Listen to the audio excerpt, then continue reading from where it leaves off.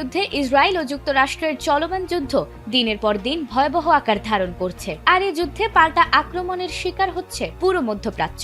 গত 2 সপ্তাহ ধরে এই পাল্টাপাল্টি হামলা দিনের পর দিন আরো বিধ্বংসী হয়ে উঠছে, আর মধ্যপ্রাচ্যকে ঘিরে চলমান উত্তেজনা শুধু যুদ্ধক্ষেত্রেই নয়, প্রভাব ফেলছে যুক্তরাষ্ট্রের অভ্যন্তরীণ রাজনীতিতেও। সাম্প্রতিক এক জনমত জরিপে দেখা গেছে, সম্ভাব্য যুদ্ধ ও তার পরিণতি নিয়ে মার্কিন নাগরিকদের মধ্যে স্পষ্ট মতবিভাজন ও উদ্বেগ তৈরি হয়েছে।